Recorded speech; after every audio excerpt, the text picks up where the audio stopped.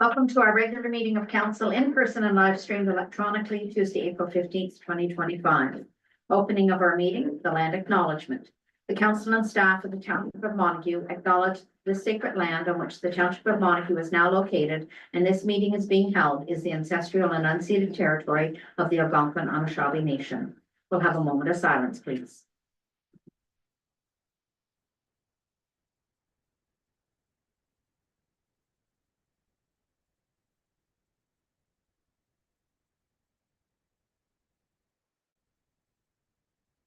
Thank you.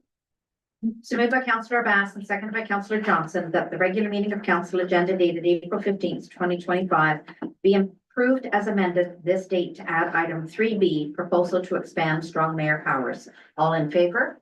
And that's carried. Next is a disclosure of interest now at any point in time during our meeting. Moved by Councillor Crabtree and seconded by Deputy Reeve Carroll that the minutes of the regular meeting of council dated April 1st, 2025 be approved as presented. All in favor? And that's carried.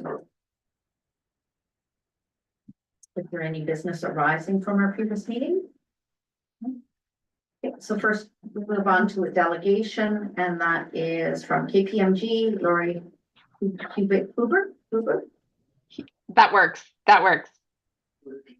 Good evening, everyone. It's my pleasure to be here before you. Can everyone hear me okay? Yeah. Thumbs up. Perfect. Excellent. Well, before you today, there are likely two items in your package, one being the financial statements themselves, the second one being a fairly lengthier document, which is our audit findings report.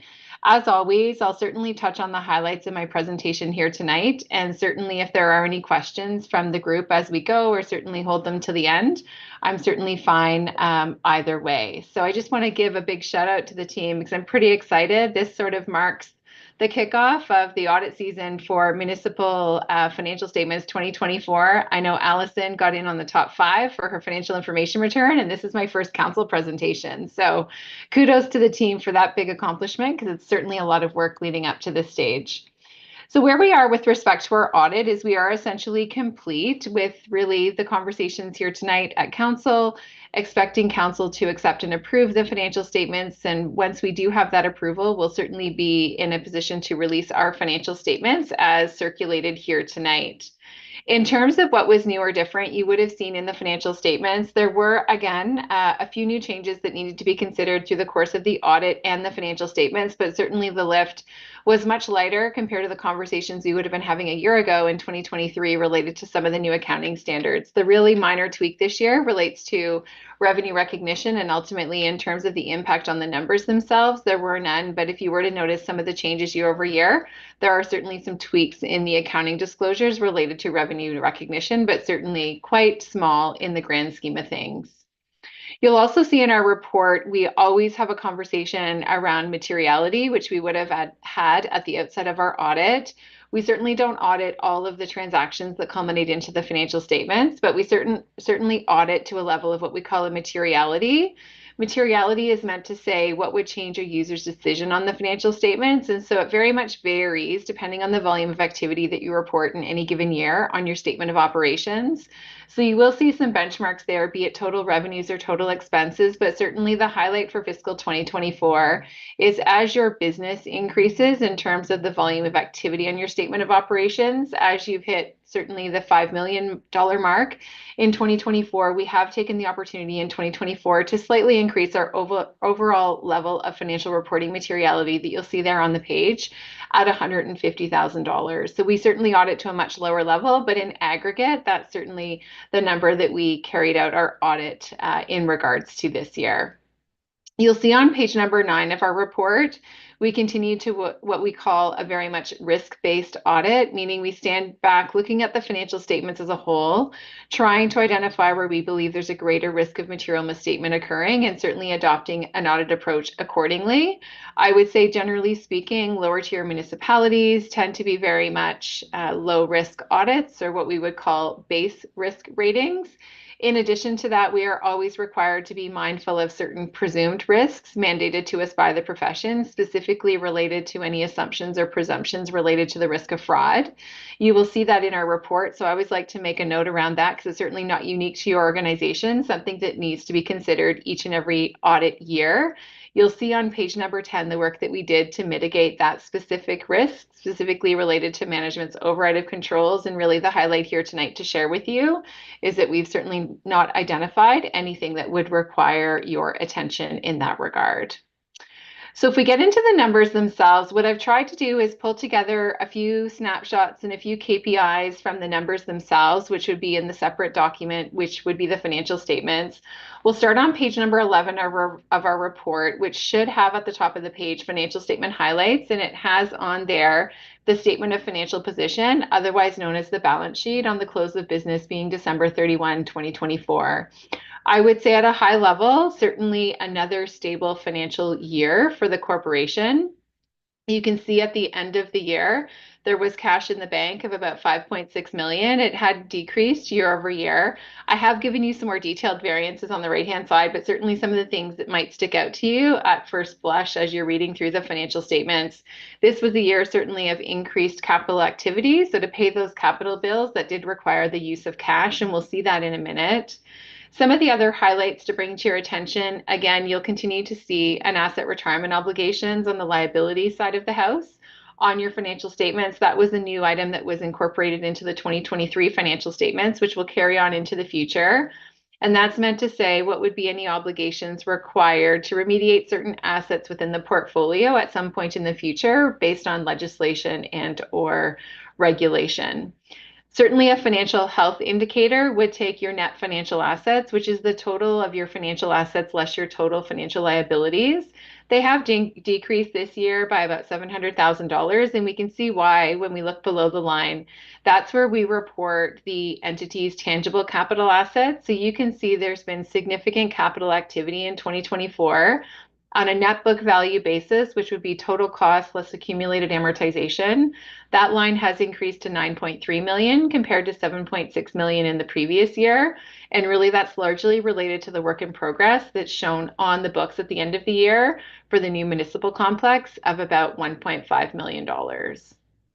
So once you take your net financial assets, add your non-financial assets, that's what we call what you're left with in terms of accumulated municipal equity of 14.8 million compared to 13.9 in the previous year. That change year over year we'll see on the next slide, which is your in-year reported surplus. And that's also where you'll see some of the things that tends to be nearer and dearer to council's heart, which is your reserve and your reserve funds that we'll see in a minute.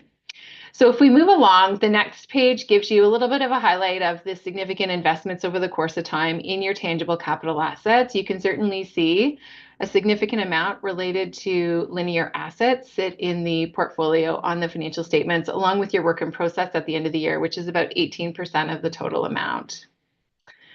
On page number 13, we start to get into some of the trending over the course of the last 5 years, comparing yourself to yourself over the course of the last 5 years. Reserve and reserve funds, you can see, held pretty steady at the end of the year 2024, just over $5 million, and really not a lot of significant change, I would certainly say, over the course of the last 5 years. The drop this year really relates to the investment in capital that we saw on the balance sheet. The next slide on page number 14 takes one of the KPIs that the province looks at when they get the financial data for each fiscal year. They will run certain KPIs, and one of the ones is that they look at reserve and reserve funds as a percentage of your operating expenses. Some might argue it's antiquated, but it is still one of the KPIs that they use.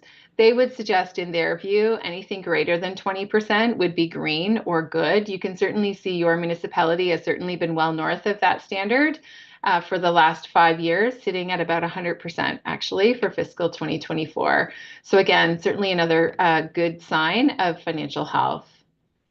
Moving along on the balance sheet, we would have seen there are taxes receivable, so taxes that would be due but not yet paid from the taxpayers. So that's what we call tax arrears. If we take those tax arrears as a percentage of your current levy, that number you will see has climbed a little bit in 2024. The revenue has increased in 2024 along with the receivables. Sometimes it is just a function of timing on when any extra bills did go out through the course of the year. However, you can see from a KPI perspective, from a ministry perspective, they would suggest anything less than 10% would be green or good. So certainly hovering close to that threshold, and certainly with the work that the team will do in the subsequent year to make sure those are collected on a timely basis will be prudent as well to hopefully see that come down in future years. Moving along on page number 16, here's a snapshot of likely a schedule that is more near and dearer to your heart, which is the statement of operations, which highlights all of the revenues and expenses for the current fiscal year. It does give you the opportunity to compare the actual activity compared to the budget that would have been approved by council. I do need to make an admission, I guess I should say, around an omission. And that was certainly brought to my attention earlier today, and I apologize for that. When you're looking at the user charges revenue, you will see there's a dramatic change relative to budget compared to actual. When we were putting these numbers together, we did miss the environmental piece related to water. So those will be added to the budget line from a revenue perspective, along with the expense line related to environmental services. It won't change the net amount, but that was about 271,000. So that will make those budgeted numbers much more close to actual. So I apologize for that, and that will certainly be remedied on the final version of our report. Notwithstanding that piece, in terms of the actual activity for fiscal 2024, I would say another financially healthy year for 2024. You can see the annual reported surplus is just over $920,000 compared to a budgeted basis of about $920,000. So very, very close, and certainly dramatically different compared to the previous year being 2023. I won't go down through the individual captions of your revenue, but certainly you can see there's been significant growth in a number of those financial statement line items in the revenue section with a little bit more detail on the right-hand side. So certainly a solid year from a revenue perspective. And on the expense side, I would say certainly tightly controlled expenses relative to the previous year, just over 5 million in 2023, and landing the year in 2024 almost 5.2 million. And you can see on the right-hand side, there were some adjustments made to salaries and benefits, which did comprise a significant portion of that overall change year over year. The next slide on page number 17, the financial statements are required to be reported by department. If we report them by object or by type of expenditure, it will show you the breakdown of your total expenses in the current fiscal year for 2024. One of the things that council does tend to like to be interested in is the proportion of overall expenses related to personnel amounts or payroll items related to salaries, wages, and benefits. You can see that sitting there at 28%, and I would say that's certainly well within range. We tend to see that number anywhere between 26 and 35%. So again, certainly well in range with what we're seeing elsewhere. In terms of specific items on page number 20 has a new slide this year to share with you, being those charged with governance, certain items that we must be open and upfront and transparent with respect to any of these matters to the extent they might exist. So it's a good checklist from your perspective to give yourself comfort that none of these items do exist. Pleased to report certainly no matters to bring to your attention in that regard. In terms of the quality of the books and records, they continue to be very high. There was nothing that we identified through the course of the audit that has not been included in the draft financial statements. We have identified some items that were corrected that are included in the financial statements that we've attached in the appendices of our report for your information. With respect to control deficiencies, we are required to share with you to the extent there might be any significant deficiencies in internal controls specifically related to financial reporting. Pleased to report we have not identified any of those items either. In the past, we had identified matters related to segregation of duties, but pleased to report with the new change in structure, that will certainly be an observation that will be taken off our list, if you will, in future years. Relative to our independence, that's really the beauty that we bring to the table is that external set of eyes. We've not provided any non-audit services to the corporation through the course of the year. So there's certainly nothing there from an independence perspective that might be thought to encroach on that. So when we take all of these pieces together, really it culminates into our single deliverable, which is our draft auditor's report that you'll see at the front of the financial statements, along with Appendix 1A of our findings report. Based on the findings that I've provided you with here tonight, it's certainly, in our view, in a draft opinion, we believe the financial statements do present fairly in all material respects the financial activities for the corporation for the year ended December 31, 2024. The balance of the deck of the findings report is really more informational items. So if I may, perhaps I will pause and welcome any questions from the group if there are any.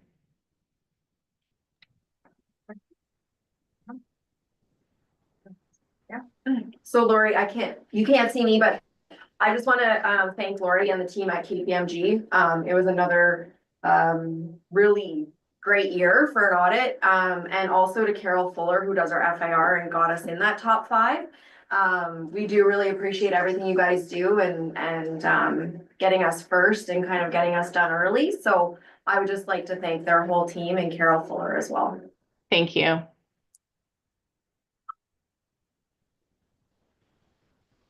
We have no questions. Thanks, Lori. Okay, not a problem. Thank you very much for your time. Speak to you soon. Bye for now. All right, thank you. There's some people so excited to be audited. So before I read the motion, I just want to say the resolution. I want to say thank you to staff. I know that there were a lot of hours put in to get everything done, being short staffed the way we were last year. And so thank you to all staff and to Ali and your team. And congratulations on the top 5. That's very impressive. Yeah. So moved by Councillor Johnson and seconded by Councillor Bass that council accepts the presentation by Lori Cooper from KPMG audit for the year ended December 31st, 2024 as information. All in favor? Carried. And now we move on to our report of municipal officers. The first one is from our treasurer, deputy clerk, Alison Bracken, on our 2024 financial statements. Thank you, Chair. So I'm not going to go into too much depth on this. Again, we thank KPMG and the team again. We have different auditors every year. So we had some new auditors again this year, and it's always nice to kind of have different eyes looking at everything, and we always learn something in the process. So my recommendation is for council to accept and approve as amended the statement of operations as she explained this evening for the 2024 financial statements, and then I'll advise KPMG and then we'll post them. So moved by Deputy Reeve Farrell and seconded by Councillor Crabtree that council accept and approve the 2024 financial statements presented at the council meeting of April 15th, 2025 by KPMG. All in favor? Carried. Next is our municipal manager clerk, Christian Cote, proposal to expand strong mayor powers. Thank you, Chair. So this was sort of a last minute report that was added to the agenda due to the province announcing amendments to the Municipal Act to expand the list of municipalities that would have strong mayor powers. Currently, there are 47 municipalities listed, and the proposal would include an additional 169 municipalities. And these municipalities are comprised of councils that have a composition of 6 or more members. This would take effect as of May the 1st of 2025. So as stated, the posting was made on April the 9th. The commenting period ends on April 16th, therefore providing municipalities with 7 days to provide comments to the province. So this report is for information, information and action purposes. Information just to give some background on what the powers and duties of a head of council would be that had strong mayor powers. And to seek council's direction regarding submission of comments to the ministry. So I will turn it over to you. So I'll open it up for any discussion or. I mean, the thoughts are, I mean, it doesn't affect us, as it yet. I mean, there's lots of fears that could impose if, depending on who your head of council is. But right now, it doesn't really affect us, and I don't think really our say or opinion is going to change a lot of what those thoughts are and what they're gonna do. It's interesting it's being rolled out. It's interesting it's rolled out to obviously that arbitrary number of 7 and not the population size, because we know of municipalities like Tay Valley, which is a small one like us, that now has that power, but we don't have that composition size. My only comment would be why is it not done by population size? Why is it done on the composition of the amount of council members you have? But that would be my only really big comment or thought behind that, so. Chair through you. So I think ultimately it could have an impact on us if our neighboring municipalities get a strong mayor with development and negotiations that we're potentially going to be entering into. Not only that, I think that they're continuing to roll it out. So it's probably only a matter of time that it comes here.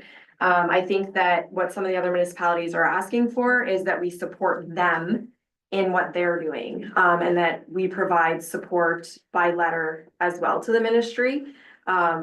Because I believe that most of the other ones that have gone to council already have unanimously voted against moving to that.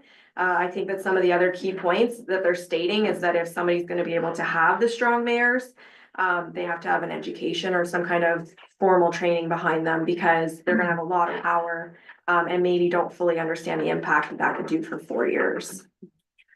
Can you vote against that? Is that something you can vote against to say you can't, right? That's all I think. It's imposed, it's imposed onto us, so it's. Yeah, and my understanding is that the mayor has the ability to delegate authority to all of council for these things or to staff.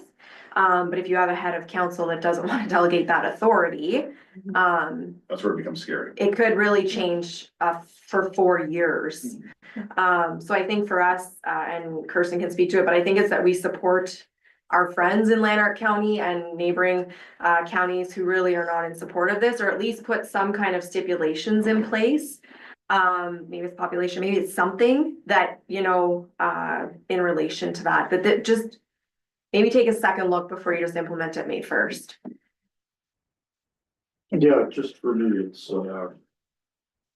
I didn't even understand why they do it in places like Toronto and that, because you might as well not have a council.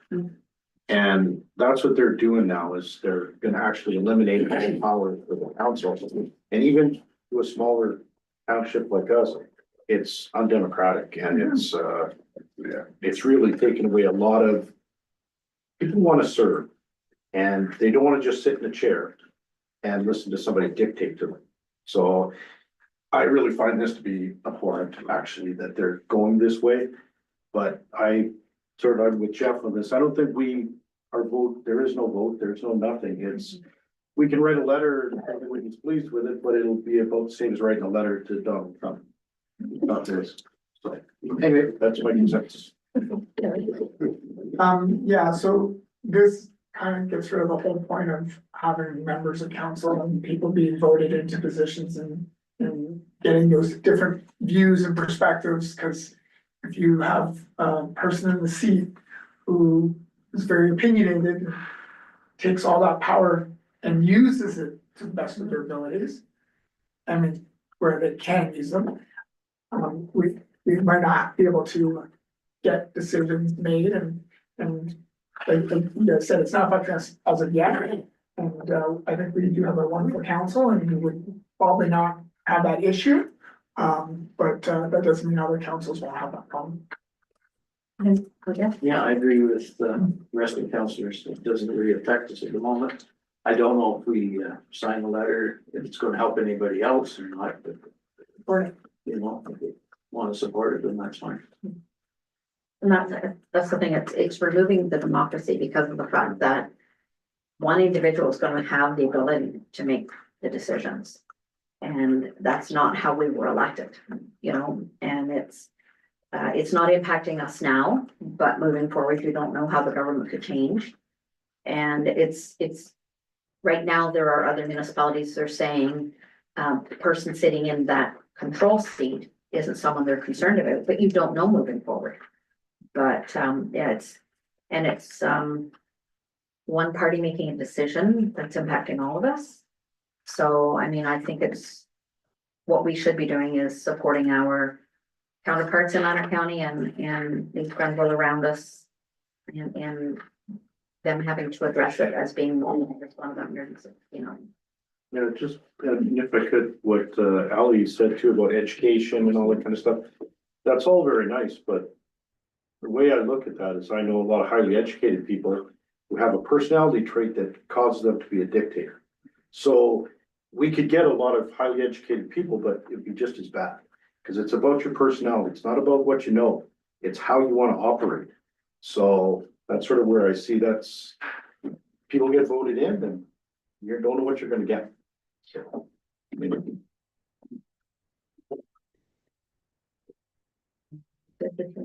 Yes, I'm good, thank you. So moved by Councillor Abbas and seconded by Councillor Johnson, that council direct staff to provide comments to the Ministry of Municipal Affairs and Housing, advising of Montague Township Council's position on the proposal to expand strong mayor powers and duties to additional municipalities as proposed in Ontario's regulatory registry under proposal number 25 MMAH 002. All in favor? And that's carried.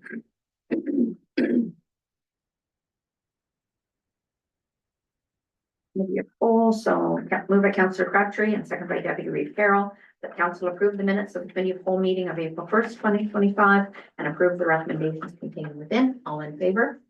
Carried. Any questions? So moved by Councillor Johnson and seconded by Councillor Abbas, that bylaw 4138-2025 being a bylaw to establish and impose tax rates for the purpose of raising the general municipal, county, and education levies for the year 2025 be read first, second, and third time and passed and signed passed, signed, and sealed this 15th day of April 2025. All in favor?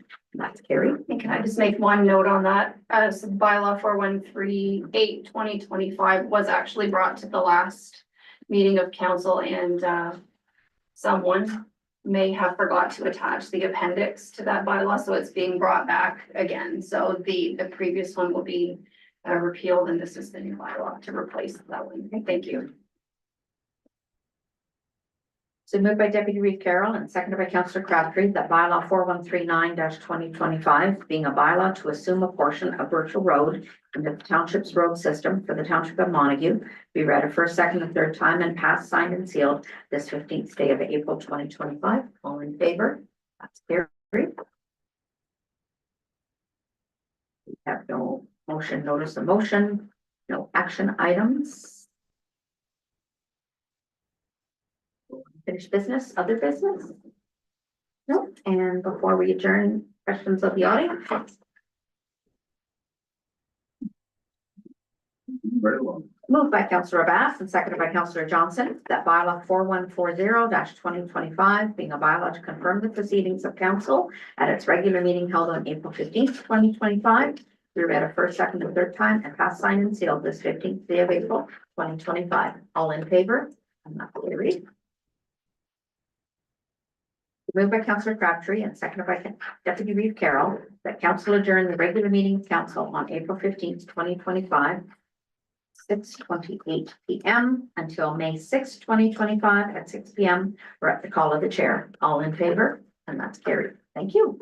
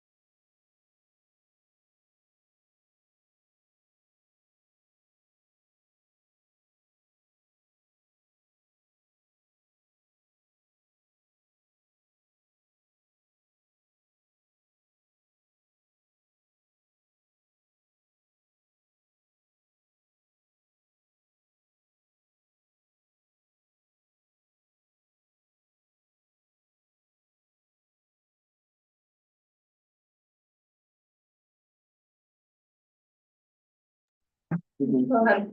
Committee of the, welcome to Committee of the Whole in-person live stream electronically, Tuesday, April 15th, 2025, immediately following council agenda. Yeah, the land acknowledgement. Yeah. Yeah, you didn't highlight it. I'm sorry.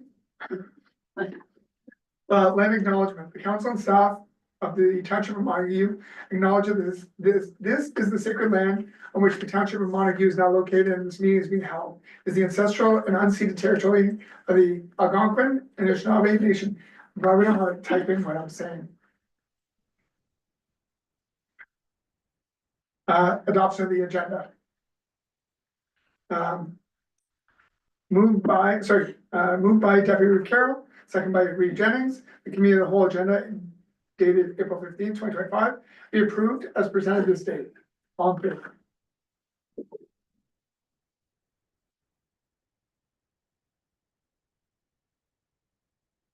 I don't take anything too seriously.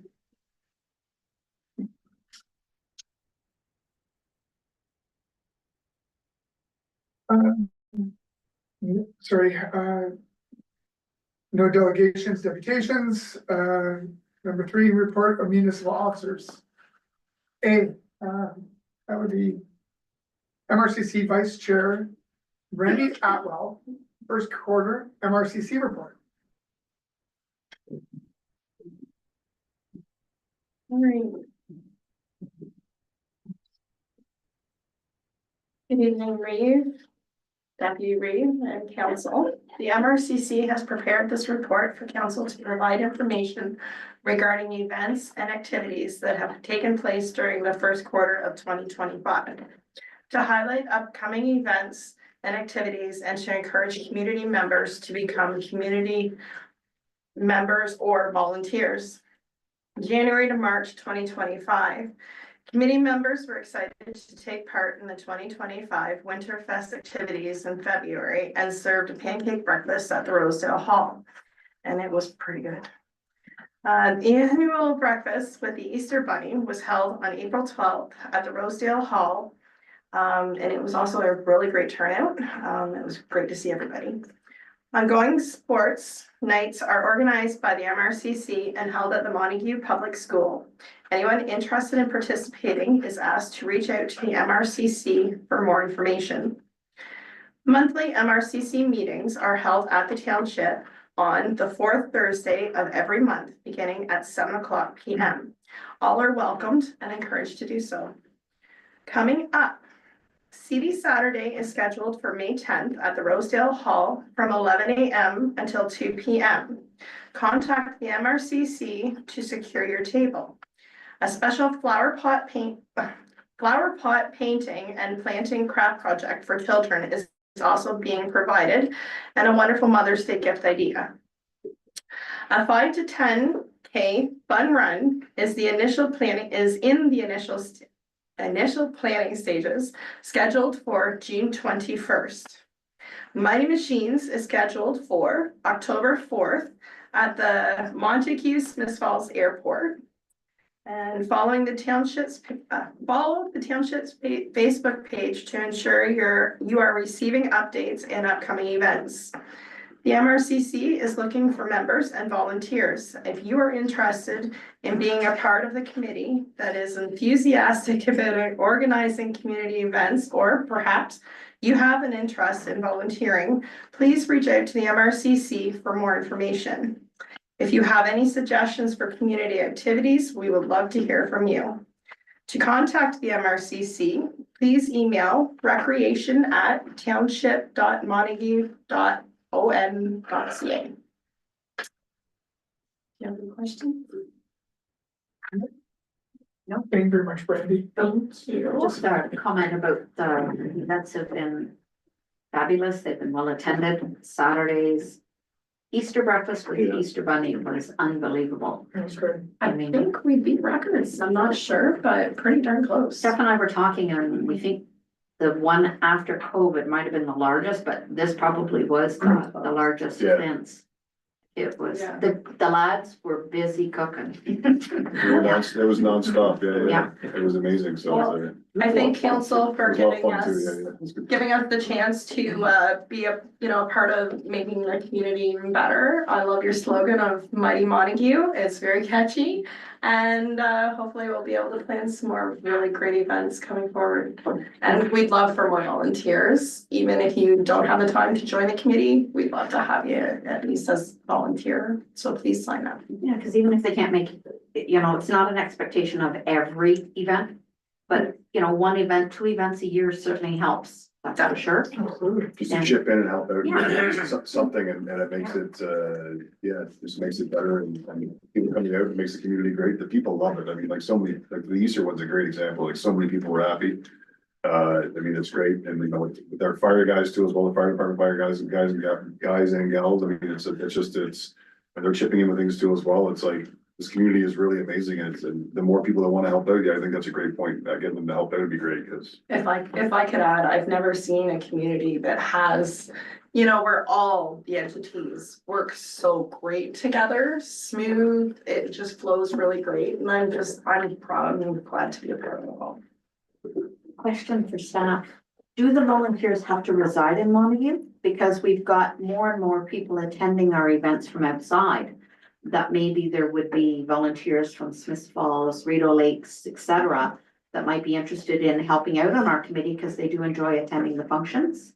I would think it would be okay, just as long as they follow the same protocol of criminal reference checks, etc. Would that be correct?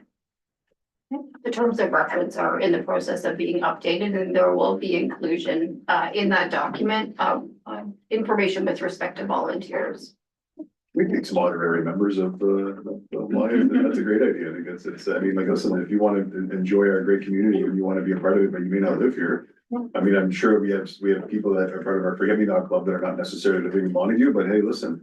If that's part of that too as well, it's, you've had members that join, I think, 2 other ones, so I think that's fantastic, so. I mean, so many positive comments of people from outside saying what a great thing you do in our community, and it's not in their community. So they enjoy coming out. They might also want to volunteer. If I could add, just so that students are aware, high school students or any grade 8 grad, once they're finished their year, they have to finish, the summer has to start in order for them to collect their hours. We're also always looking for them for volunteers as well. It's a great way for them to get their community hours for school. So again, if they're interested, please contact the MRCC. We love them. Thank you, Brandy. Thank you, guys. That's a good, actually, I wonder on that too as well, like, if we could talk to the school about that, saying it, to put on their Facebook page about that for, hey, grade 8 grads, like, looking for your volunteer hours, there's lots of things in our community that could be, that might be a neat thing to kind of talk to Mr. Hannah at the. We school have and reached stuff. out a couple of times, not much success on having any feedback, but yeah, we'll definitely reach out Yeah, again. sometimes you keep spitting it out there, you might get a few, and that's what matters, That's that's a great idea, yeah. Thank you. Thanks, that's awesome. Moved by Councillor Johnson, second by Councillor Bass. The council accepts the first quarter Montague Recreation and Culture Committee MRCC report as information. All in favor?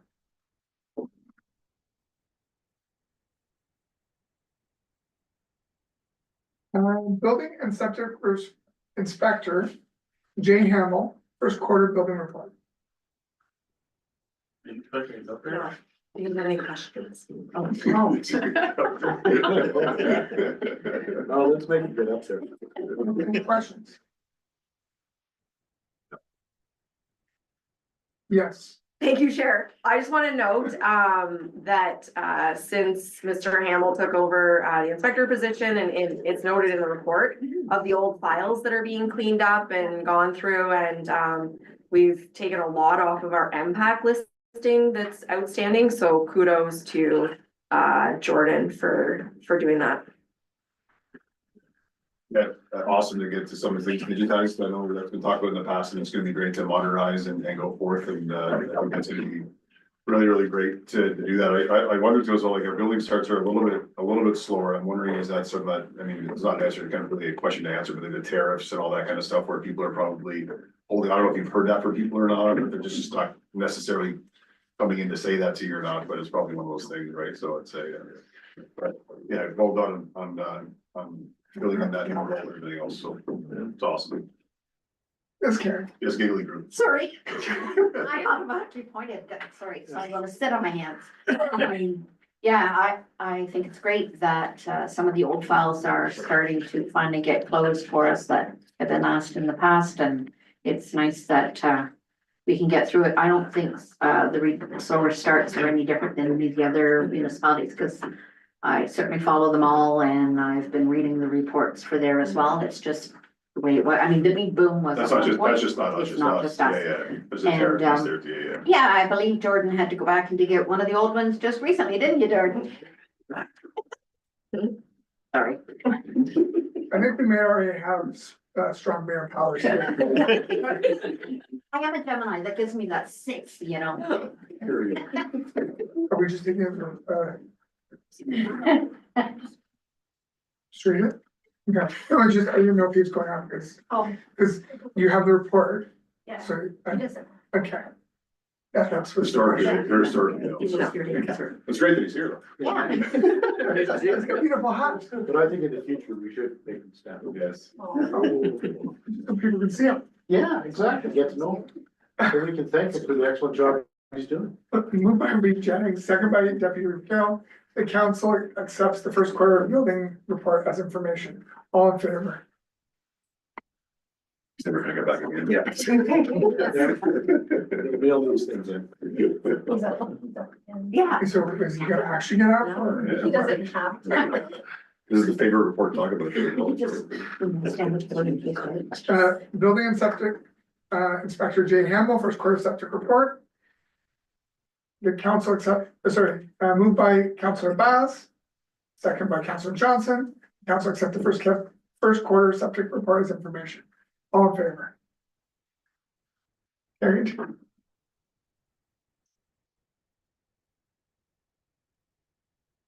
feel like I should get a note that tells me that people aren't going out. Yeah. Unless they need to. Sorry, I'm just kidding. Fire Chief CEMC, Miles Greer, first quarter fire report. I will not be going up. Point of order. I just wanna say, I mean, the fire department does, obviously, I mean, they save our lives, which is really, really cool, but the other part too, as well as, out at our 22 acres. The amount of people that have told me about the enjoyment of skating on that rink out there, which I know the guys and the girls that were helping to make sure they were keeping that flood and everything else, the amount of people that have told me how much they've enjoyed that, I just lost count. It was amazing how many people told me like that they were out there, along with the sliding hill too as well and everything else, but I mean, like, it's just, I know that that's where the watering came from, that's where it was done by. That was a massive hit, like, it was just well done, kudos for doing that, because so many people have told me about that and how happy they were and they liked going out there, and it was just a nice little skate out there, so it's just great stuff out there, so thanks very much for that. Any questions from Miles about the report? I'll come up there if you have any. Oh, well then. We can hear you. Moved by Deputy Carroll, second by Reed Jennings. The council accepts the first quarter fire report as information. All in favor? Miles again, fire chief, water operator, Miles Greer, first quarter water report. Does anybody have any questions about the water report for Miles? No, we don't want him to get up. Moved by Councillor Johnson, second by Councillor Vaz. Council accept the first quarter water report as information. All in favor? Carried.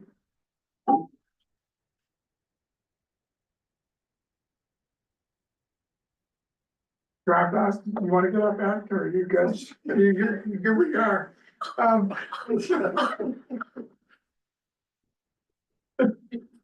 Public Works Manager, Edward Haynes, first quarter Public Works report. Anybody have any questions for, I mean, Julie? I'll get the report. I like it. Good leadership. Thank you, Chair. Okay, so, busy first quarter as always with Public Works. Winter gave us a few significant weather events, as we all know.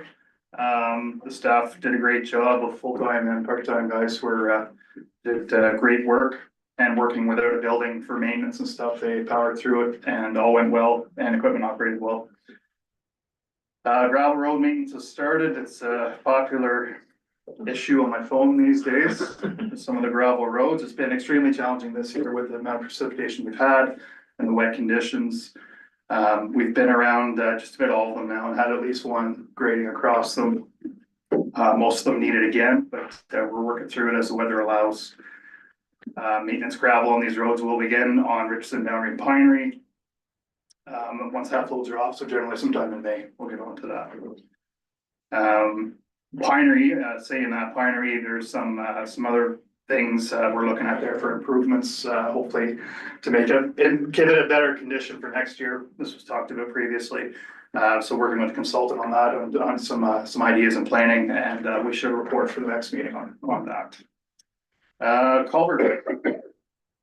Culverts we had a sort of a quick thaw here, as you guys know, with the warm weather and the wind started up and all the rain back in March. So quite a few culverts were frozen and caused some washouts, some flooding issues. We did have a couple of roads that were actually water across the road and a bit of damage. So staff dealt with that quickly. And of course, being spring, beavers are very busy around the township. The hot spots, usual spots be sort of Nolan's and Carroll and McPherson. So as far as culvert projects, the big project being Birchville Road, the second culvert there, tentative start date, we're looking now at the week of August 5th to the 8th to get that project started. Microsurfacing, as you're aware, was awarded to Miller, no start date yet. As far as our construction projects, taking a little longer than expected for these documents to be finalized by the consultant. McLaughlin and McGuire will go to tender next week, and Ferguson Tetlock shortly after. And can I ask a quick question on that? Yeah. I thought we tendered out some of that stuff with the county to make sure that we get the proper pricing for that back in January. Is that not part of the tendering process at all to make sure that we had pricing for both? That would have been for the microsurfacing on Cove. But we didn't do anything for McLaughlin or Ferguson Tetlock? When we did that, we're holding off. Is that gonna affect the pricing at all, do you think, by waiting at all, or is that We're still pretty early on. Like I said, we were hoping, I think, to get these out sooner, but it's just waiting on documents at this point. So, and then of course, in McLaughlin being a shared road we were kind of waiting to see what their thoughts were budget wise. and they haven't given any indication about like sort of their time frame at all, as far as saying, like, if they're saying not this year and not next year. We did discuss this in the past about sort of with those shared roads, to have that discussion with our partners to make sure that we're lined up. So do we know where their lineup is as far as saying, that it's in their 2028 plan, or it's in their for never ever plan, or is it in their like? I don't think we got confirmation on that at all, really. So I think the plan was to go ahead and actually get some firm pricing. And maybe then we could approach back with again and say, hey, this is where it's coming in. Is there any chance? I think it's a pretty hard no for this year. Yeah. But if the pricing was good, possibly they could work it into something for next. But until we get these numbers. So I'm sure through you, not to step on Ed here, but he only came in partway through. Yes, The agreement that was passed with Beckwith was that we had to provide 2 years notice for capital, so we've provided 2 years notice, so it should be on 2026. Although it's an election year, and I think that they're stating at this point, they're not sure they can commit, but the agreement says we give 2 years notice. We gave notice in 2024. That's okay. That's what the agreement part was as well. Okay, so, all right. So, I mean, I'm curious about that conversation will go on. I look forward to like, obviously that, which I'm sure you'll give us that communication, but that's good. Thanks. Those are my questions on that part of it. Thanks, Ed.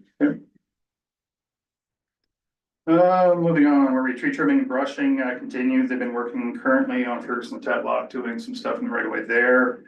Brushing was completed on Salter Road. It looks so much better. The sight lines there. It was amazing how far that encroached into the right of way. So now the sight lines are much better, even being a short road. Residents are real happy about the results. Signage reflectivity test is still underway. Advantage Data was contracted to do that. They're still working their way through the township. So a report will come obviously with the findings on that and which ones need to be replaced. Half load restrictions, I'm sure council's seen the signs that have been erected through the township, and that'll be in place. That was done on March 10th. And then of course, the date will be decided once things dry out. As far as equipment building maintenance, The tarp shed, as we know about, it's been used, it's proven very valuable this winter, at least it gave them some space to get some stuff in and work on out of the elements.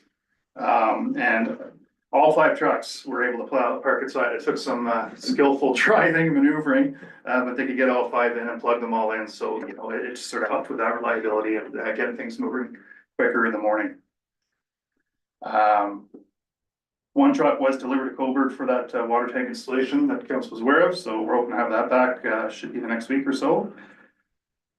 And yeah, so as far as waste, there was a small increase there from first quarter 24. Recycling, still have some concerns, some communication issues there. It still remains tough to communicate with Ontario. I have since made a contact there recently. They seem to have a contract administrator that's helping with this in between, this communication piece. So we'll see how that works out. So far, it's been great. So hopefully that's a positive move forward on that. And as far as general operations, consents and approvals have started again. Municipal consents with Bell and Hydro, where their projects are lining up for the spring and summer. And training always continuing. AORS have lots of courses online and stuff, which seems to be the easier method for a lot of the staff and more comfortable working way through courses online at their own pace as opposed to getting away too well for somewhere else.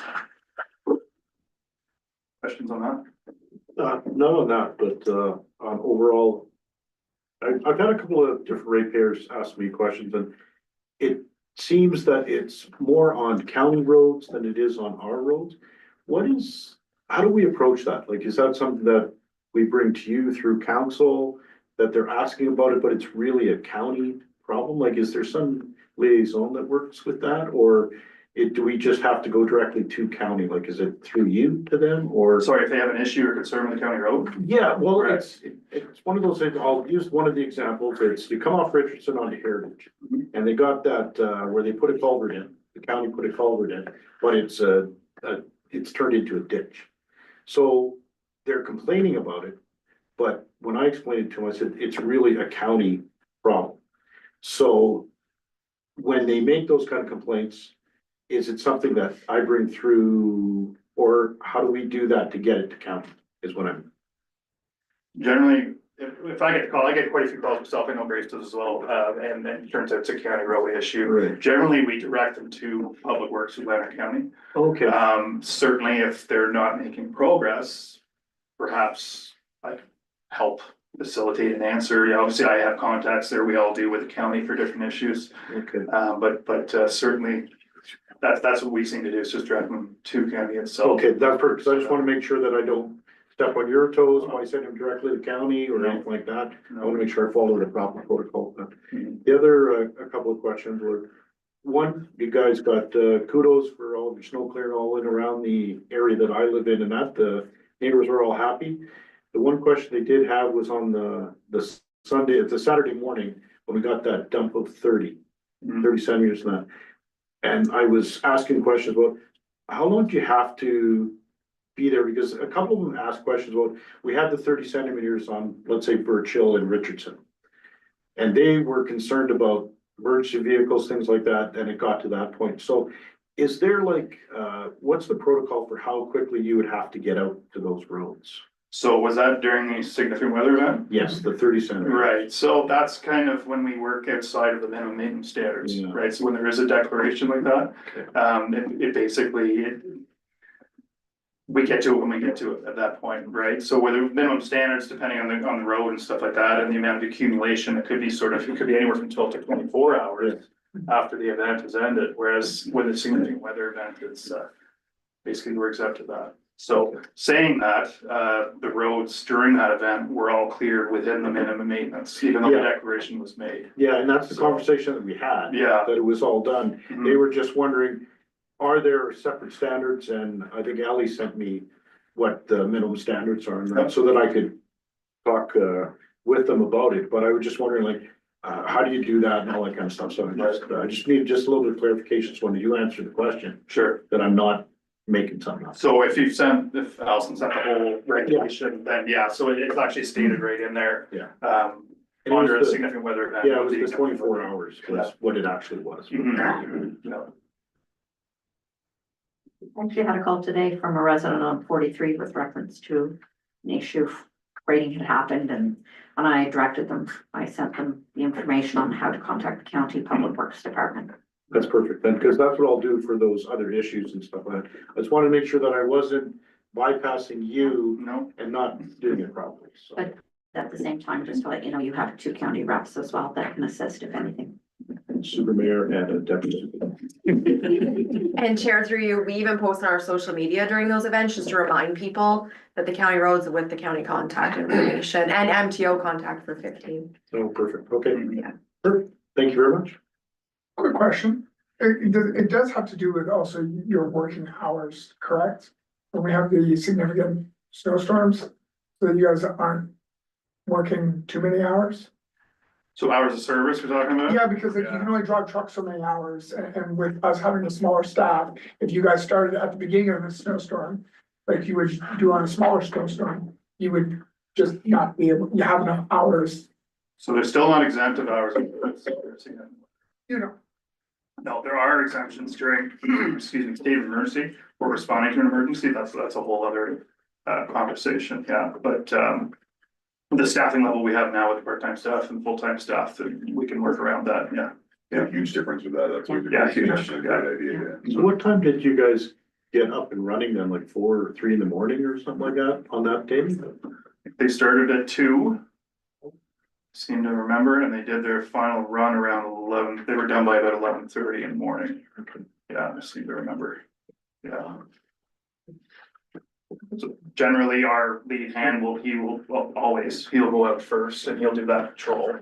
And that's when he'll make the decision, based on the current actual conditions. It's hard, we go by forecast, but we don't know. I mean, what's happening in South Montague could be completely different than North Montague as well, right? So, he'll do the patrol and then he'll sort of, advise staff where to deploy first and at what time. Yeah.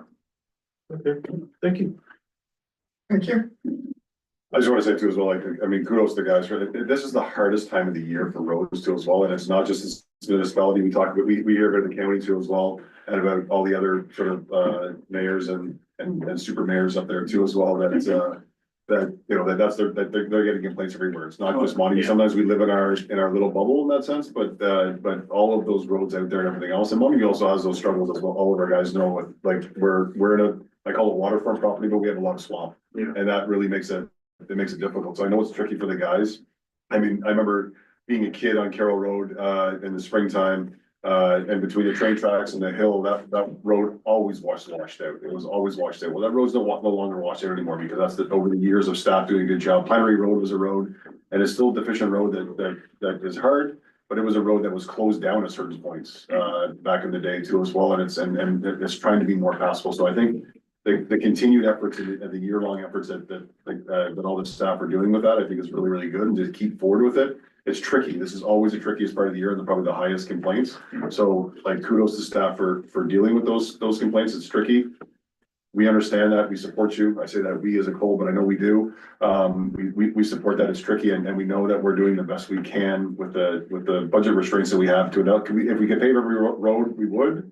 But the budget restraints are there. So keep up the good work with the guys, because we know it's tricky at this time of the year, and things will dry out and dust season will be up, and we'll be in that situation too as well. So, it's not tricky, and I joke about it, but I also want to make sure I acknowledge that to our residents too as well, that we recognize that too as well. And I know staff recognize that too as well.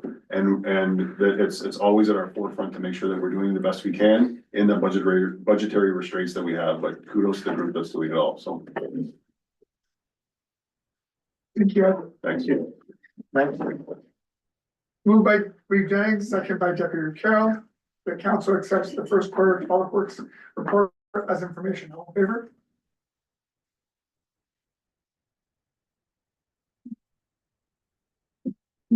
Municipal manager, clerk Christian Cote, first quarter planning. Oh my geez, I'm gonna learn how to talk. I'm sorry. Okay, I won't stand up there. I'll just sit right where I am. Okay. So you'll notice from the report that's before you that the activity in the planning department has been a bit slow the first quarter. Although, we do receive a significant amount of inquiries from ratepayers perspective. Individuals moving to the municipality, realtors, and we continue to receive applications and review them and provide comments to applicants. And it should also be noted that our comments with respect to the Rosedale Matheson subdivision have been submitted to the county, and many thanks to members of the community for submitting comments. They are welcome always and will be taken into consideration. Questions?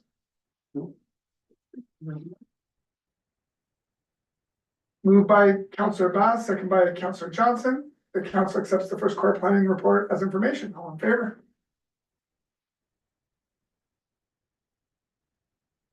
Treasurer Deputy Clerk Alison Verakin, 2025 first quarter report on staff overtime. I'm just kidding. Thank you, Chair. So as the Public Works Manager indicated earlier, there's some additional accrued overtime hours in the Public Works Department this winter, going back to being more similar to the 2022 winter. But still under, and in budget and in line with, what we had accounted for.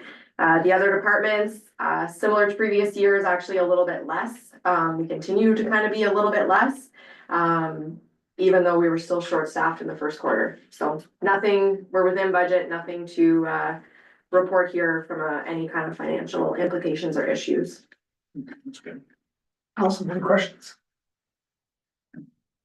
Moved by Deputy Carroll, second by Reed Jennings. The council receives the 2025 first quarter report on staff overtime as information. All in favor? Get a little slow on raising your arm there, buddy. Only about. Haven't seen you. Treasurer Deputy Clerk Alison Verakin, budgetary control report as of March 31st, 2025. Thank you, Chair. Again, it's early on in the year. We just received our 2024 financials. But for the first quarter, we're sitting in a good financial position. There's been no concerns. I did indicate, similar to other quarterly reports, areas like conservation, which it's showing no payment, but it was paid in April. We were provided that slightly under budget from what we had accounted for. We have a line item in fire that's sitting as a credit, and it's just an accrual from 2024 bunker gear that we should have had 4 months ago. We're still waiting on it, so that will be spent. It was put into 2024 because it was supposed to be 2024 bunker gear. And similar to one of the trucks, that it was just an expense that we accrued. Police services, so the board did not incur any costs in 2024, so we budgeted for our portion, which was approximately $6,500. But because there was nothing incurred in 2024, we won't have any costs in my understanding, no costs in 2025. And we actually are showing with a small credit right now under that expenditure line because we were provided a small surplus from the 2024 year compared to 2025. So that's a good news. Public Works has a line item that there's purchases under the 315-225-7108. It relates to grater blades, slip tank and things like that that weren't expensed to one specific piece of equipment. We normally do split that out throughout the year amongst the various pieces of equipment, so it's not sitting in a line item without a budget. Recreation, so under the maintenance of recreation, as we had indicated to council before, as the rentals have increased, we've tried to purchase additional equipment or upgrade the hall and continue to maintain, to make sure that the level of service is maintained and that the hall itself is kept in good order. So we did get a new walk behind floor scrubber this year to help, because when the salt is being tracked in, the custodians are doing it 2 or 3 times over to try and get it off. So we're hoping that this will be a big benefit. And I know the custodian was pretty excited to receive the floor scrubber.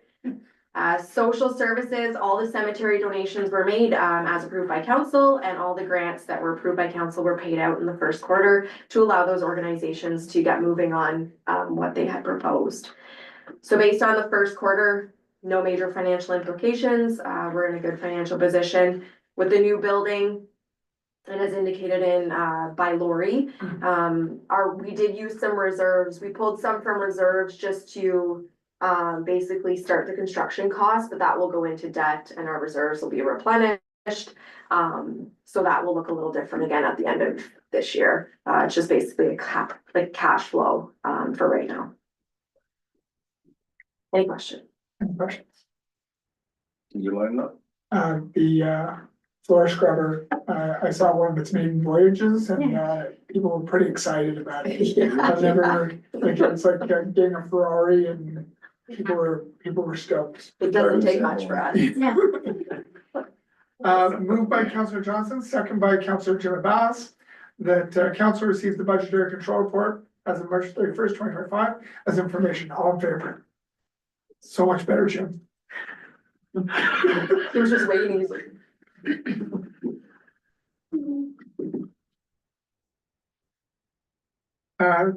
Treasurer Deputy Clerk Alison Bracken, first quarter Senior Active Living Center, SALC update. Thank you, Chair. So this is, I am actually a volunteer who does not live in the municipality. So this is kind of as my volunteer hat that, I think I'm kind of the undesignated social coordinator, at the senior group for right now. So I'm giving a quarterly update to council on kind of what we've been up to underneath the Senior Active Living community grant that we were fortunate enough to get. And should have year over year unless anything changes. So the province did provide us $7,500 in funds to start up in the first quarter of this year, for the April 1st start. That's their year start. They don't go on the calendar year.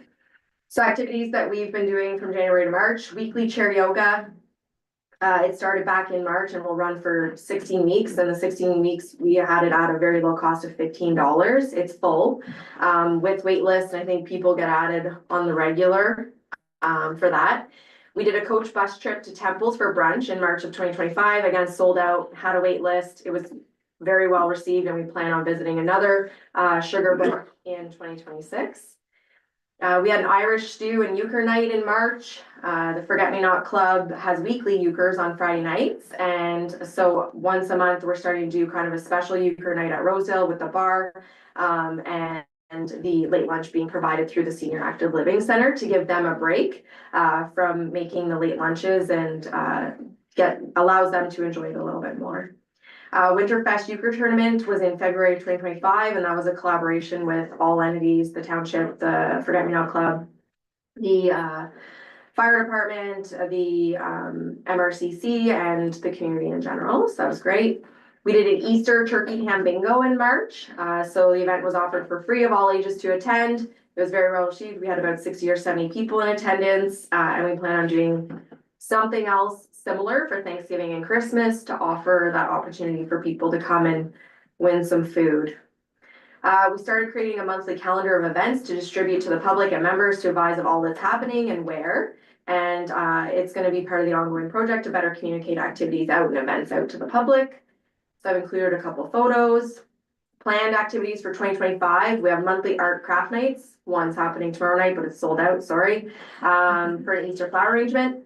May, we'll be doing a sign night. June through December is to be determined. We want to get some feedback from the community too to see what they're looking for. The monthly euchre collaborations. We have a trip to the NAC to go see Beetlejuice and a dinner at Darcy McGee's and maybe a glass of water in June. It's sold. We have a couple seats, I think, actually opened up for that. We have a trip to the Diefenbunker and lunch in June. This is sold out. We have a Thousand Island cruise trip in July. This is sold out. We have the 50th anniversary party for the Forget Me Not Club in August. So this is in the works, and will be a collaboration with Council and Township and the MRCC. So that's exciting. We're going to the Brockville Arts Center for Senior Moments Comedy Show in October. It's sold out and waitlisted as well. We're gonna have the special free bingo or game night with prizes in October and November, December. And we're going to Brockville Arts Center again for dinner and a Christmas carol in December. We'll continue the weekly chair yoga. The Forget Me Not holds weekly socials on Wednesdays. They have their Christmas dinner and dance in December. And we still have some other things planned, just not on the list. So I think that it's really resulted in a very positive, a positive direction for all of us working together. And I think that I can speak on behalf of, I know myself as a volunteer with the Forget Me Not Club, that we do appreciate council's support in this, and think it's very important that we continue with this grant and make these impacts on a small community. Awesome. I was at the bingo. It was a lot of fun, a huge turnout.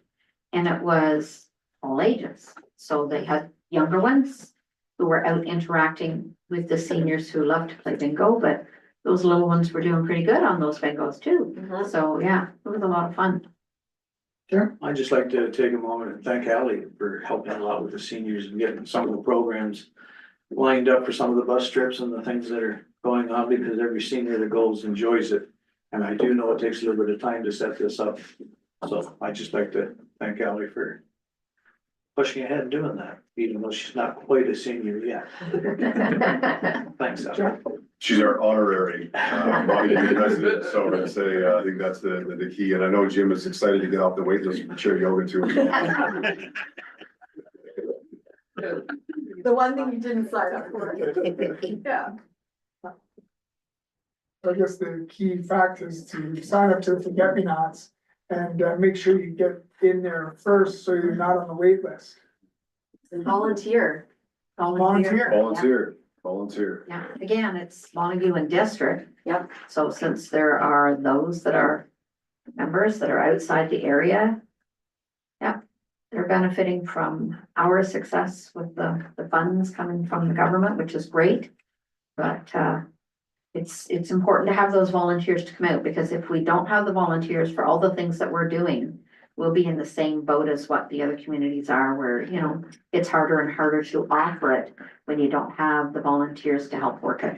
And we're fortunate that we've got staff that are successful in the grant, that are willing to volunteer their time for it, council that also volunteers to participate in these functions.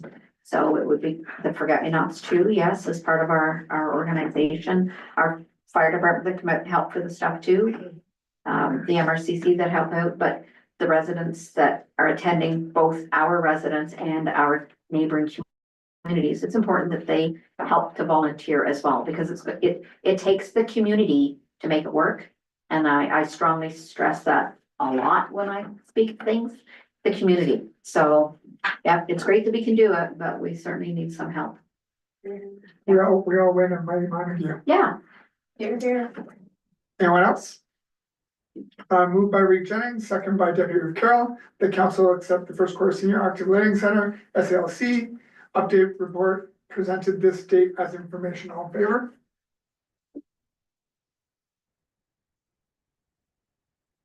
Treasurer Deputy Clerk Allison Rankin, WSIB surplus rebate 2023 year. Thank you, Chair. So this is a good news story in the sense that WSIB did a reconciliation. They're similar to the policing. They're always about 2 years behind. Previous years, we've gotten small rebates or credits of, just over $2,000. We tend to just leave it in the account. We do earn a little bit of interest underneath their account, just in case there's a year where there's a little bit of a change. We have that small buffer. This year, though, it's a over $24,000 credit that is being applied to our account. So that's why I'm in front of council this evening to see what you would like to do with the credit. So we have a couple of options. We can surplus the rebate credit and apply it to our 2025 premiums. We'll have a surplus in 2025 that then we can allocate at year end, whether to the salaries, reserves, or elsewhere as we see fit. Or we can ask them to actually provide us a check now, and then we just pay our premiums as normal. If they pay us a check, I'll still be asking for direction from council on what reserve you'd like to put it in. My recommendation at this time is to apply it against 2025, and at year end 2025, we'll have the discussion on the surplus. And I do intend to keep still just a small amount in our account for credit, just in case for some reason there's a number of WSIB claims in 2025 and our premiums go up slightly next year.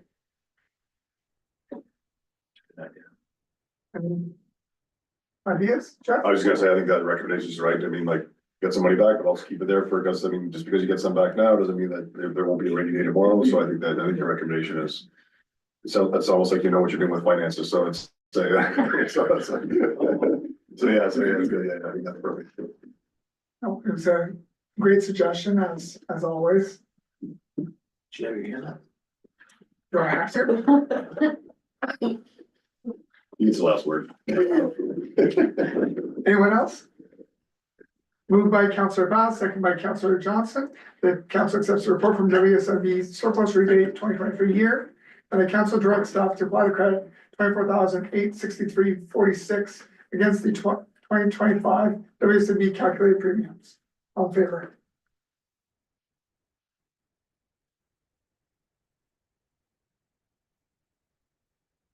Treasurer Deputy Clerk Alison Bracken, 2025 annual repayment limit. Thank you, Chair. So this is something that comes in front of you each year.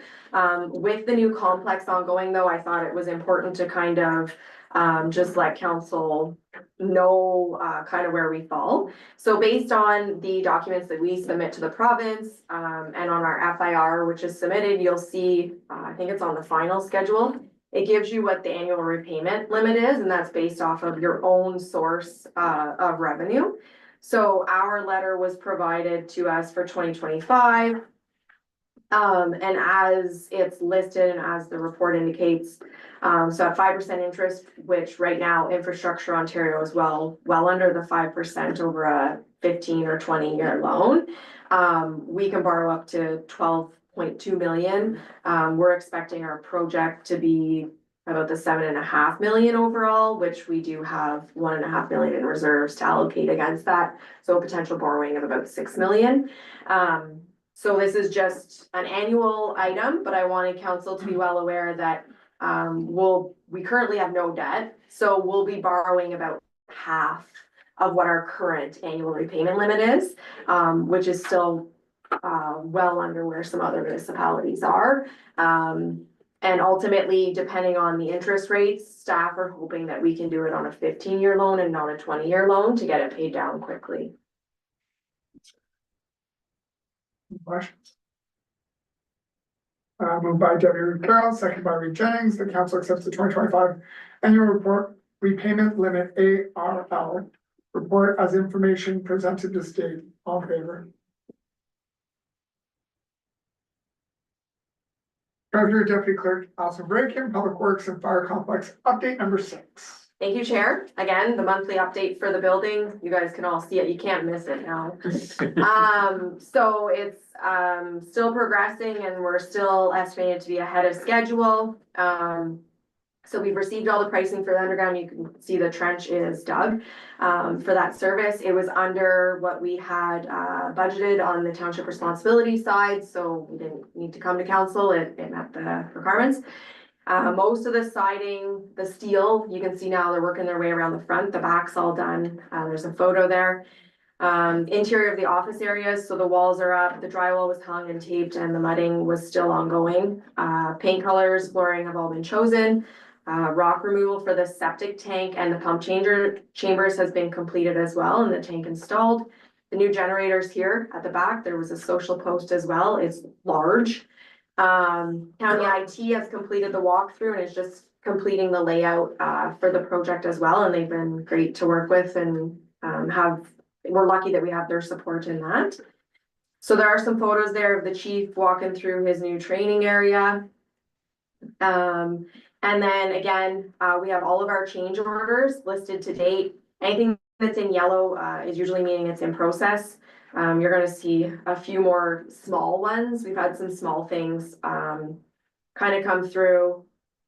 such as when the hydro trench is open, we're gonna do conduit for Bell and go ahead and run the conduit and have it ready. Things like that. So on the next report, you'll see some more. We're at the point where, the financial implications, so the budgetary control, you see the contract amount we've paid, the contractor just over 3.2 million. I have another bill on my desk right now. And then our 20% contingency, the 1.3, we've only used about 126,000 of that. Again, mostly all the rock, nothing new there. And then the township responsibilities out of the 441,000, we're at just under 160,000. And a lot of the items that were our responsibility, we ended up getting, we've been under budget, on a lot of items, so that's good news. Upcoming work in the next couple of weeks. So the masonry, on the mezzanine, once the weather's above zero, the new siding, we're gonna have new siding on the west end wall, which is the far wall. For anybody who's directionally challenged like me. There was an error, so Argue notified us of it, and they're removing it all at no cost to us, and new steel's going up. In completion of the drywall, interior plumbing, and they're hoping that the exterior structure will be completed in the next couple of weeks, completely closed in. Some of the garage doors are going up now too. We would like to do a walkthrough with council, if council's interested, Friday, May 2nd at 3 o'clock. I just have to get confirmation from council so that I can confirm that with the contractor. You will need steel-toed boots. We'll have high vis vests, and you guys all have your hard hats here. Any questions? No. Got my boots, my steel toes, I mean, ready. So May 2nd is a yes. I have it on my calendar. We'll just start to go. And I did the touch wood, everything's going well with contractor and staff working together in these questions. Did you notice that? Kept doing that. I am good for this. Okay, 3 o'clock. Okay, I'll send out an invite. There is this, like, there is that strong mayor's thing that the county just put out for May 2nd at 4 o'clock. This is I don't know if that's gonna impact any of the. But I mean, our walkthrough is also not gonna be very long either, I imagine, too, so, right, so.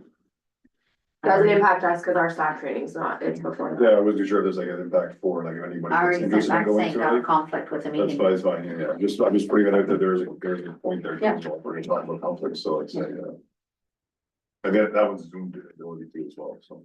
I'm ready there. That we can always see if the record happens. Yeah, and it's Zoom, yeah. Any more questions? Oh, and so far, no tear-ups.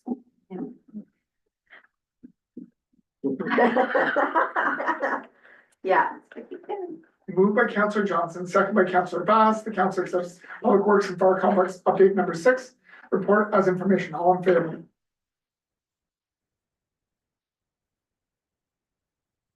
Treasurer Deputy Clerk Alison Bredican, 2025 Capital Works and Grants Projects Update.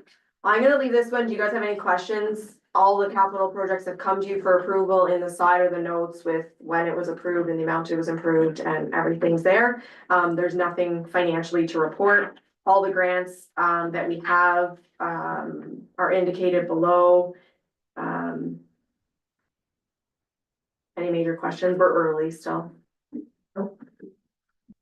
Moved by Reed Jennings, second by Deputy Reed Carroll. Council accept the 2025 Capital Works and Grants Projects Update Report presented this date as information. All in favor? Carried. Treasurer Deputy Clerk Alison Bredican, Montague Water Sewer System Modernization Update Report. Yeah, so this one, the chief's gonna come up and talk. So this is Not on this slide. no, it's a collaboration though. So this one is, as council will recall, in September of last year, we brought forward a report to allocate the provincial modernization reserve of the funds that we had, that we technically every year have to provide notice of what they're gonna be allocated towards for that modernization, funding. So we did put them aside to modernize the Adirondacks system, and at that time we spoke about an option. In February of this year, we brought forth a report to council to collaborate with the town of Smith Falls on a grant application.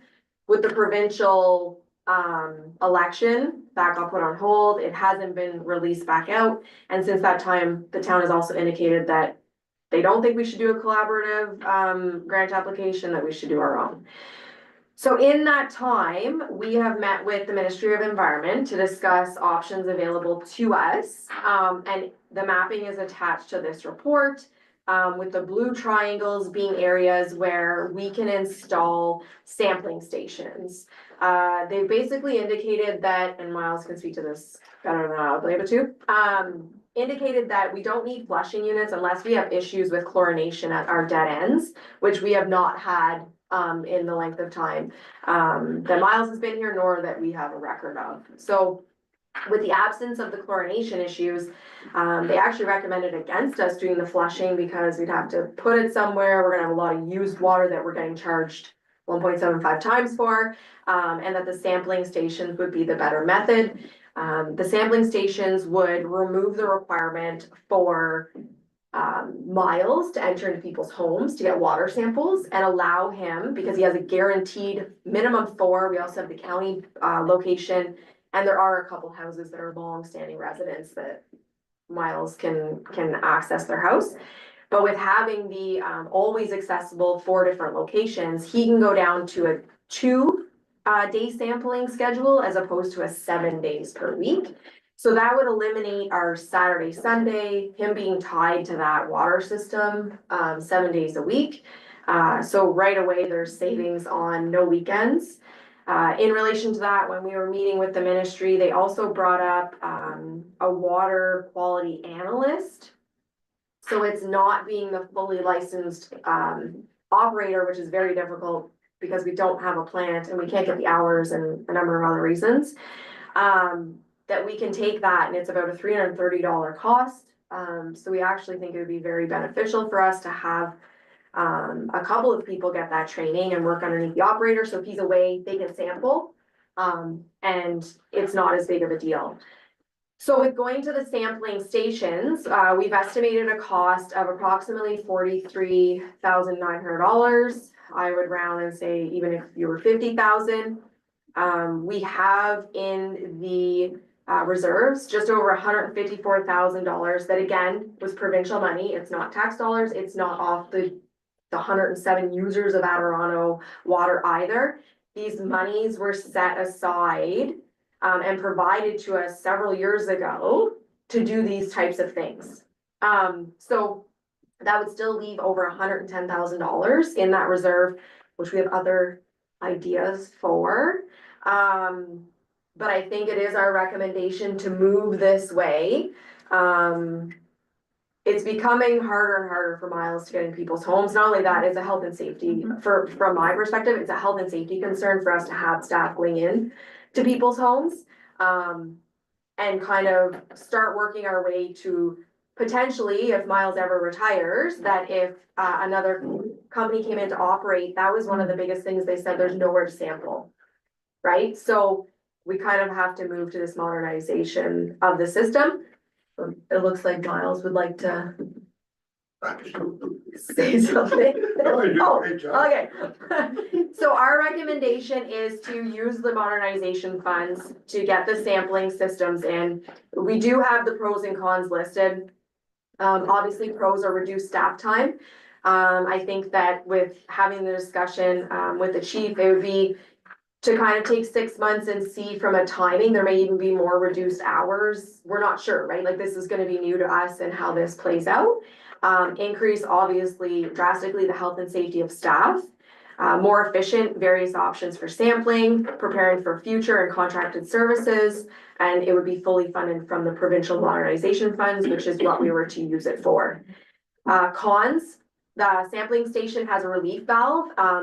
It's not supposed to freeze. Again, we don't know. These are the things that, and it's not supposed to be an issue, but, and then there may be some disruption in the system while the work's being completed. Obviously, we're gonna have a little bit of downtime, but I don't think it was a lot of downtime.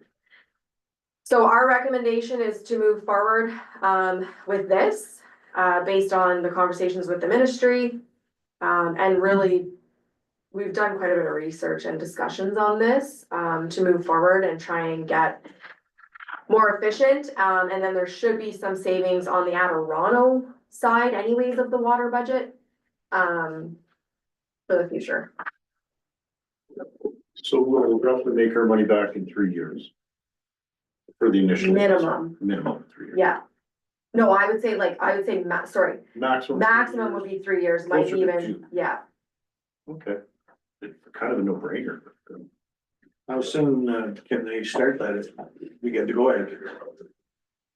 So I have been in contact with a couple companies right now that we're looking to move on this, you know, as soon as possible in July. Just to touch on a couple that Allison did, she did a great job as you know, always. When it comes to the freezing, we know that there is a bleeder in our curb stop that should work for us to eliminate the freezing. But I think when we do the install, we're gonna add extra insulation inside the boxes. So hopefully we don't run into any issues with freezing. You know, for one of my big reasons to recommend this is, you know, since I started in 2016, we've been working with an agreement with Smith Falls that is majorly out of date.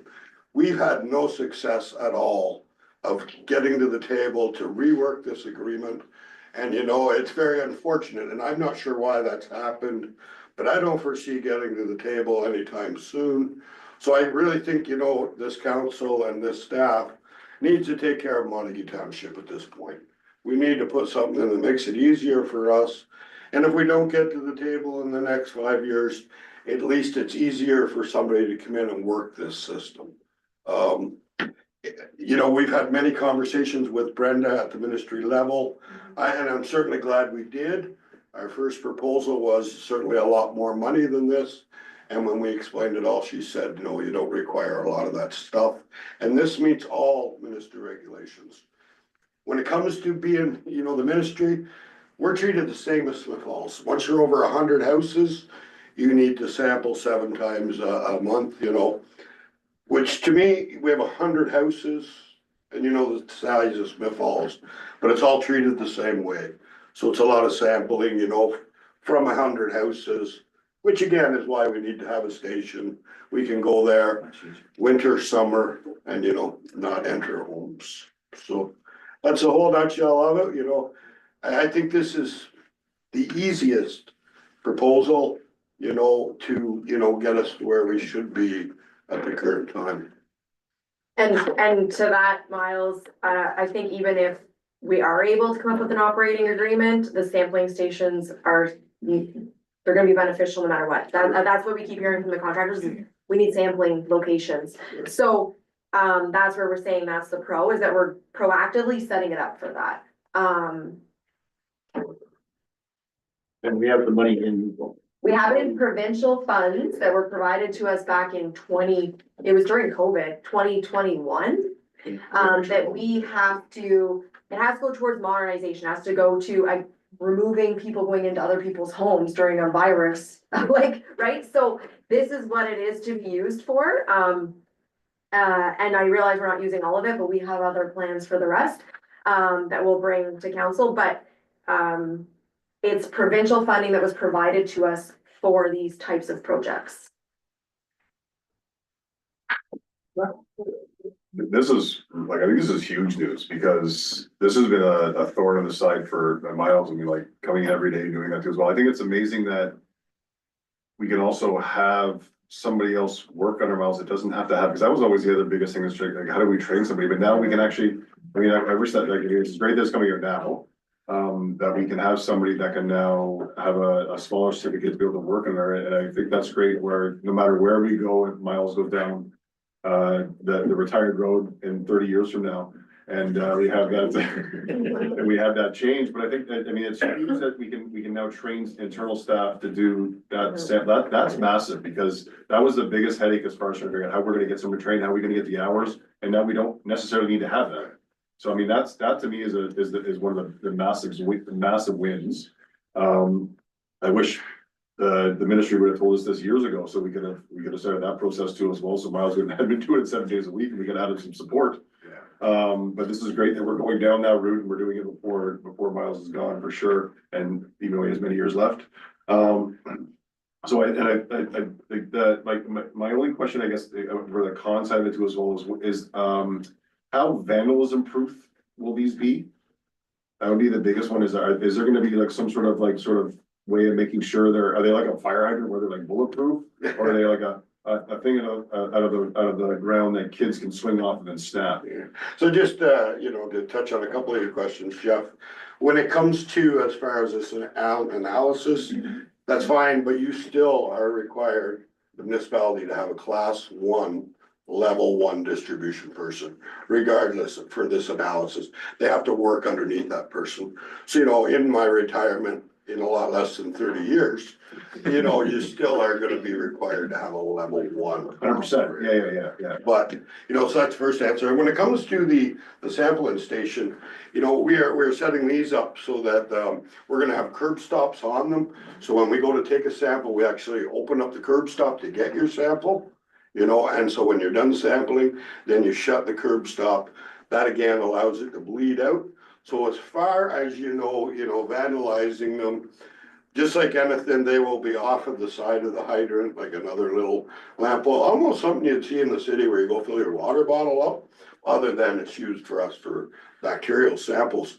As far as somebody breaking them, of course, that could happen. But we hope that we don't run down that road, That's perfect. They're not easy. They're not, these are all metal. I had the option of buying plastic or metal, and I just thought metal was a better option in this case. The lead time on them is a little longer, 6 to 8 weeks compared to a week, but I think it's worth it in the long run to go with the stronger construction. Yeah, that's right. I think even going forward, if we have to go to a contract side of things of having that level 1, at least it'll be a little bit more cost effective if they could just be there, but we can still do the sampling ourselves. So that's a massive win. It's gonna be a massive win economically as far as where we're putting that money into. So like, kudos on finding that, because this has been the headache for any of us that have ever on council and as we try to grapple with it too as well. So this is like probably the biggest headwind that we've ever had on this situation. My only question, the modernization fund, that goes anywhere, right? That can go to water, that can go to recreation, that can go to everything. Is there a benefit to just using the water reserves and paying them back instead of using the modernization fund? I know you alluded to, like, saying there's other opportunities that we can use for that money, and we're gonna have these massive savings that that's gonna be able to pay it back within 2 to 3 years. That's an easy reserve use, and then a payback to reserve. That's also another option too as well. And I don't know if sort of the opinion side of which way where you might think. I'm sure you thought about that, but yeah. Yeah, so Chair, through you, that's entirely up to council. Our reserves for our water and wastewater are really not that big if we have one issue with water, wastewater. Because we only put $37,000 into that reserve every year. Because we have the modernization, I wouldn't recommend it. I think that, and again, it's entirely up to council. We're taking it that, what we continue to hear is that the water is expensive, and we're trying to find ways, because we set Adorano's, we pay for the water, but the rest of it is our cost, that we have to set that rate. So if we can bring our costs down because of this, due to modernization and changing, we're hoping that we can at least help the folks, the 107. We realize that it doesn't help the Rideau side, but for the Adorano side, we're hoping it's gonna make an impact. We just feel like whether you use modernization reserves or the water reserve, you're still using reserves.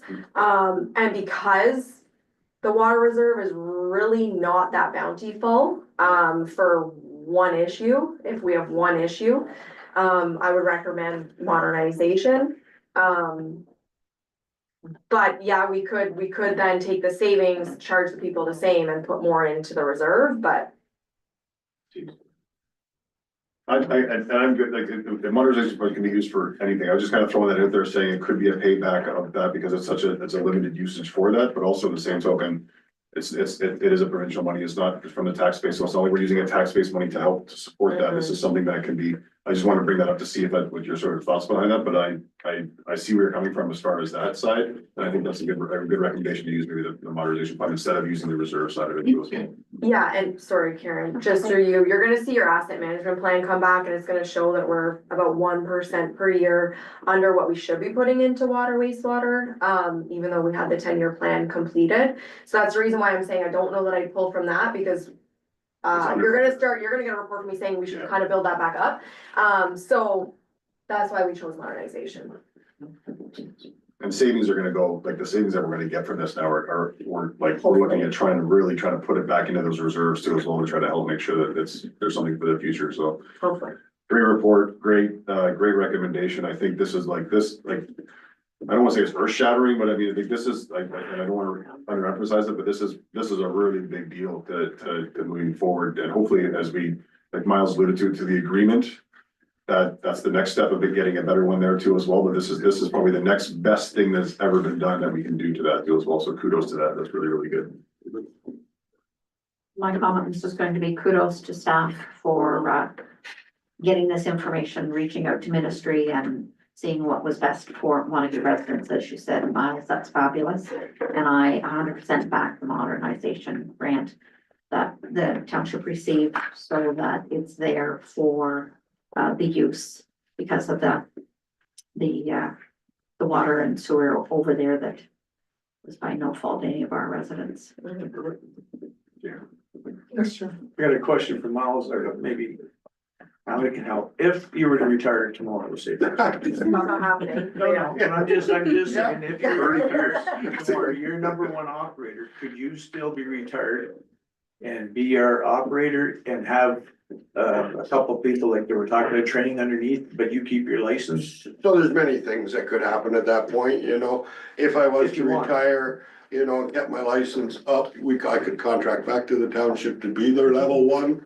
You know, just to do that portion of the work, but with this sampling and stuff, it's so easy now to have anybody with a level one contract in the township to do that type of work. You know, they would oversee the analysis people, and then they make sure all the MOE regulations are met at the end of the year and audit time.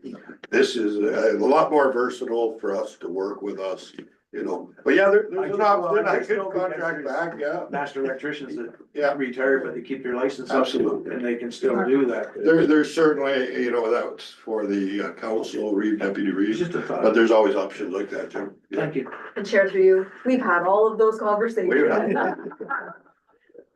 all. I discussed that in 25 years then.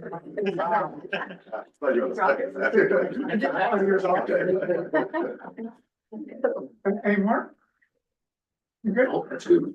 Moved by Councillor Bass, second by Councillor Johnson. The council directs staff to implement the 4 sampling stations in the Adirondack water system. The council approved the use of modernization reserves to fund the project. All in favor?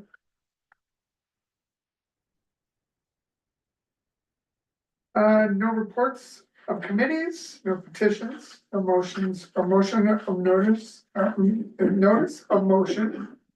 No unfinished business or other business. Any questions? Hi, Tom. Yes, Steve. One comment, I'd like to thank Allison for the work she's done with the Senior Activity Living Center grant and looking after it, on her volunteering her own personal time on that, not township time. And the work she's done with the seniors, helping us a lot, organizing trips and I should say helping us, organizing the trips for us. And I'd also like the people to know, even though we're called a seniors group, there's no age limit to join us. So you don't have to be 65, you don't have to be 55 to join us. Now, some of these events from this grant money, I noticed there is a more charge if you're younger on a few things because the grant money is for 55 plus. But a lot of our trips, that doesn't apply. So anyway, so the public out there knows we're called a seniors group, but we don't all have to be seniors. So what you're saying? Maybe I am, but a lot of us on the group are seniors, but nobody has to be a senior. We do have a few people that are not seniors in the group. So you're not ageist, so young people can't apply. Yes, You, Joe. On that note, any more good questions? I'm good. Cool. Any? I would like to actually compliment Ellie as well, the Winterfest that she planned and all the entities that joined together to make that happen. You planned a really great, fun Winterfest, and I hope we can do it again. Thank you, Ellie. Thanks, Bernie. And to everyone out there in TV land, come to the events, they're fun. On. No. Moved by Deputy Carroll, second by Reeve Jennings.